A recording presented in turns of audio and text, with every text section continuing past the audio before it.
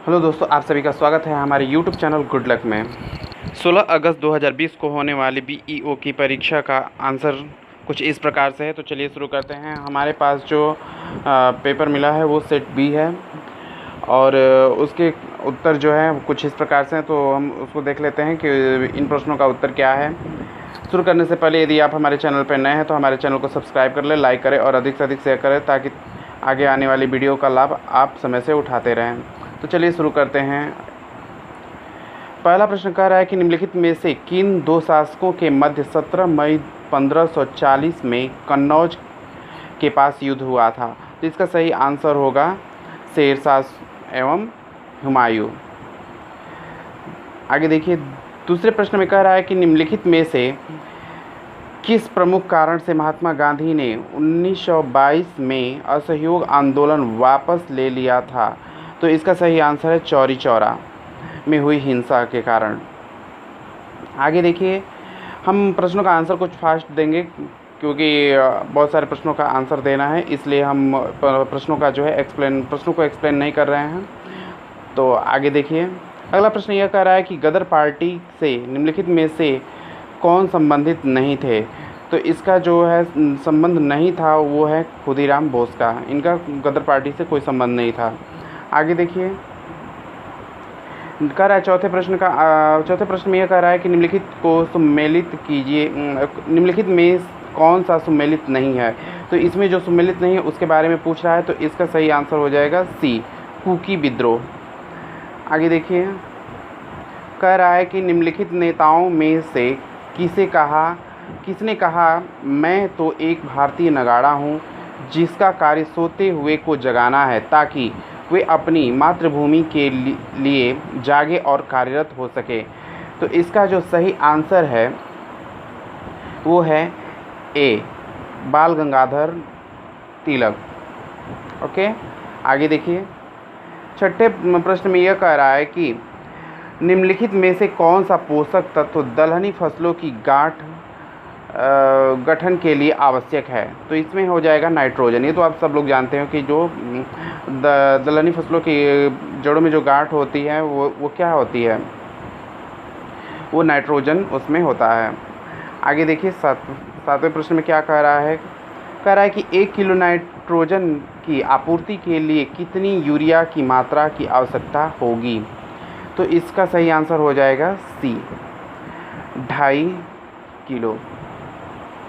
आगे देखिए, फिर कह रहा है इसमें 8वें प्रश्न में कि निम्नलिखित कथन ऊसर मिट्टी के संबंध में है।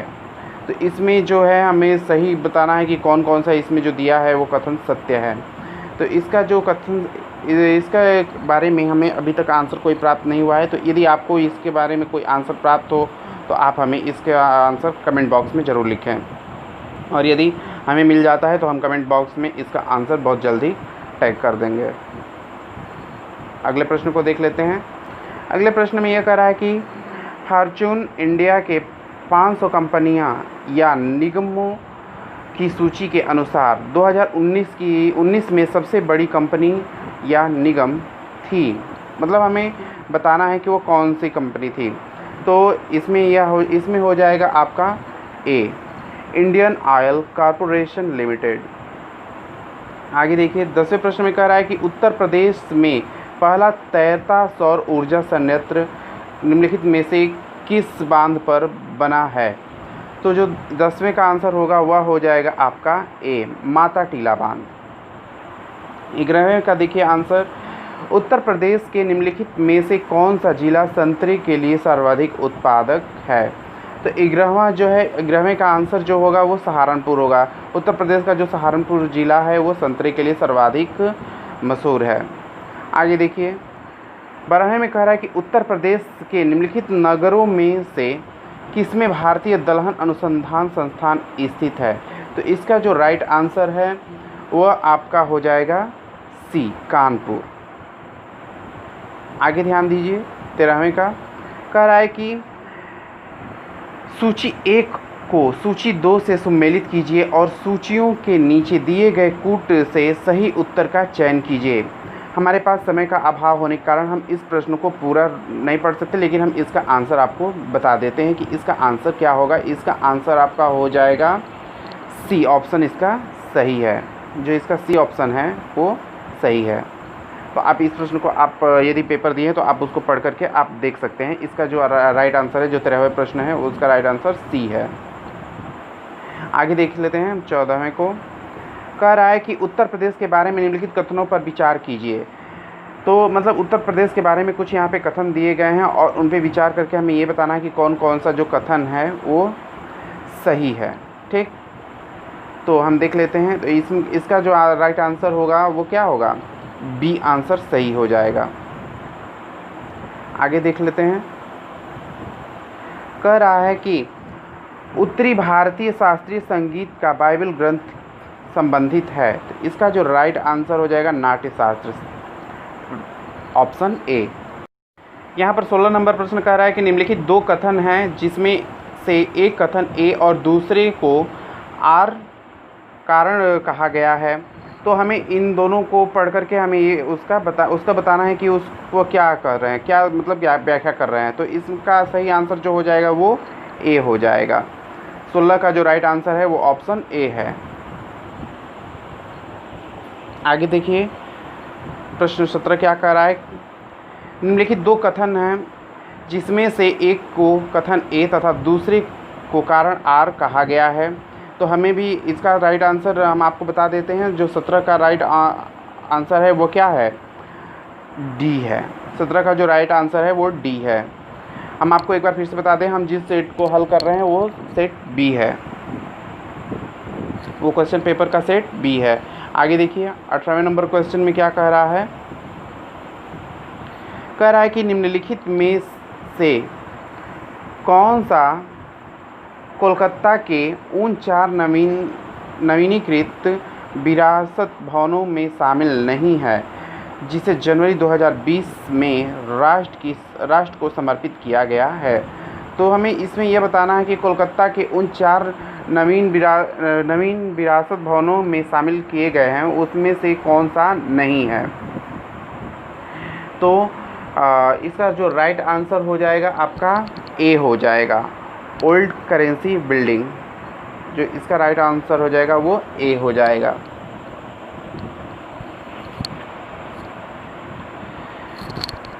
आगे देख लेते हैं 19 में क्या कह रहा है कि विश्व स्वास्थ्य संगठन के अनुसार जनवरी 2020 में निम्नलिखित में से कौन सा देश विश्व में खसरे के सबसे अधिक प्रकोप से प्रभावित था। तो इसका जो राइट आंसर है वो क्या हो जाएगा, सी हो जाएगा। आपका राइट आंसर इसका सी हो जाएगा। अब देखिए आगे प्रश्न में क्या कर रहा है विश्व में कि अफ्रीका महाद्वीप के निम्नलिखित में से किस देश में भारत ने अपना प्रथम महात्मा गांधी कॉरपोरेशन सेंटर जनवरी 2020 में खोला है। तो इसका जो राइट आंसर हो जाएगा वो हो जाएगा आपका ए, नाइजर। आगे देखिए प्रश्न नंबर 21 में क्या कह रहा है कि जनवरी 2020 में मिशेल ओबामा को निम्नलिखित में से किस एल्बम हेतु ग्रैमी पुरस्कार से सम्मानित किया गया। तो इसका जो राइट आंसर हो जाएगा आपका 21 का सी सही हो जाएगा। इसका राइट आंसर 21 का सी है। 22 में देखिए कह रहा है कि विश्व आर्थिक मंच द्वारा जारी वैश्विक प्रतिमा प्रतिस्पर्धा सूचकांक 2020 के अनुसार निम्नलिखित में से कौन सा सम्मिलित नहीं है। तो इसका जो राइट आंसर है वो आपका हो जाएगा डी इसका राइट आंसर हो जाएगा। आगे देखिए 23वें में क्या कह रहा है। 23वें का जो है आंसर अभी हमको प्राप्त नहीं हुआ है। तो यदि आपको इसका आंसर प्राप्त है तो आप कमेंट बॉक्स में ज़रूर लिखिए। आगे देख लेते हैं 24वें प्रश्न को देखते हैं हम। कह रहा है कि सन 2020 में COP 26 का आयोजन निम्नलिखित शहर में से किसे प्रस्तावित है। तो इसका जो राइट आंसर हो जाएगा आपका 24 का ए, ग्लासगो। 25 और 26 का हमें आंसर अभी तक प्राप्त नहीं हुआ है। जैसे ही आंसर प्राप्त होगा हम कमेंट बॉक्स में इसका आंसर डाल देंगे। यदि आपको पता है तो आप कमेंट बॉक्स में ज़रूर उसका आंसर दीजिए। 27 जो प्रश्न है इसको देख लेते हैं। कह रहा है कि सूची ए को सूची 2 से सम्मिलित कीजिए और सूचियों के नीचे दिए गए कूट से सही उत्तर का चयन कीजिए। तो यहाँ पे घास के मैदान और उन महाद्वीपों का जिससे वो घास बिलोंग करते हैं, तो उनके बारे में हमें ये सूचियाँ मिली हैं और इसको क्या करना है, मैच करना है। तो इसका जो राइट आंसर हो जाएगा वो हो जाएगा आपका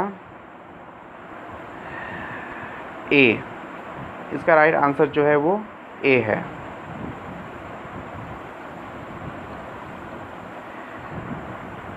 आगे देखिए, कह रहा है कि सूची 1 को सूची 2 से सम्मिलित कीजिए और सूचियों के नीचे दिए गए कूट से सही उत्तर का चयन कीजिए।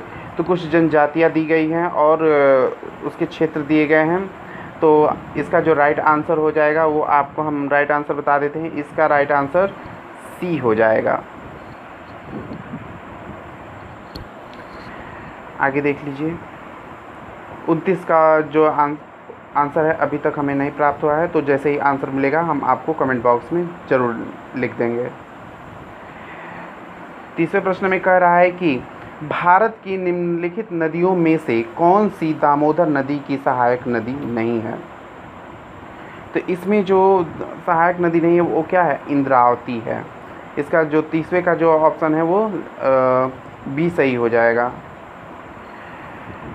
31 नंबर में कह रहा है कि निम्नलिखित में से कौन सा सम्मिलित नहीं है। तो इसमें जो सम्मिलित नहीं है वो है डी, जवाई परियोजना तमिलनाडु। तो ये जो है ऑप्शन ये सम्मिलित नहीं है। आगे है 32 नंबर कह रहा है प्रश्न कि निम्नलिखित में से कौन सा कथन सही है। तो इसमें जो कथन सही है वो आपका है ए। 32 का ऑप्शन ए सही है।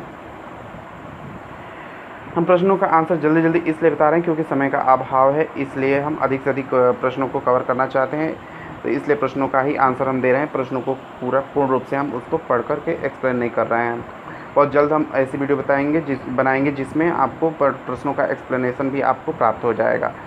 तो आगे देख लेते हैं।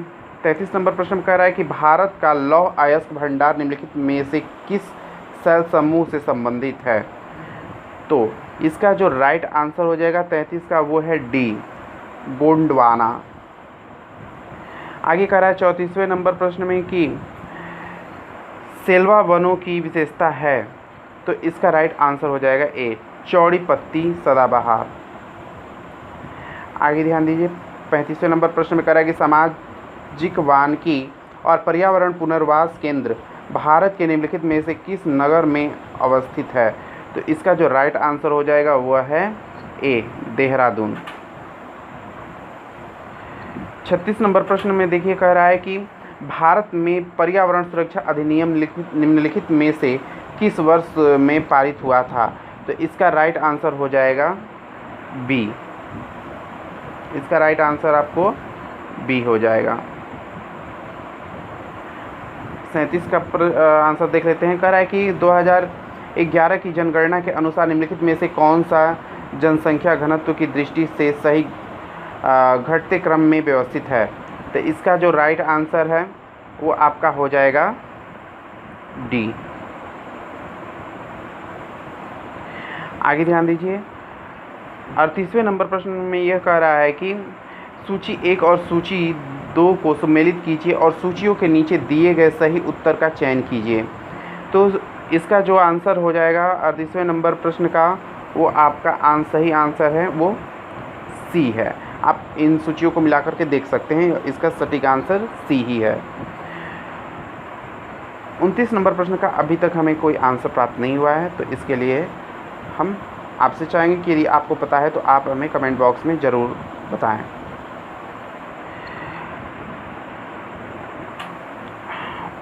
उनतालीस नंबर क्वेश्चन का आंसर ओके। अब देख लेते हैं हम 40 का भी आंसर अभी तक हमें नहीं प्राप्त है। 41वें नंबर प्रश्न का हम आंसर देख लेते हैं। कह रहा है कि फ़ारेनहाइट पैमाने पर ताप 200 डिग्री फ़ारेनहाइट है इसका मान सेल्सियस पैमाने पर क्या होगा? तो इसका जो मान होगा वो 93.3 डिग्री सेल्सियस होगा, इसलिए इसका जो राइट आंसर होगा वो ए होगा। 42वें प्रश्न में सूची को सम्मिलित करने के लिए कह रहा है, तो इसका जो सम्मिलित सूची होगी वो आपकी हो जाएगी, राइट आंसर है डी।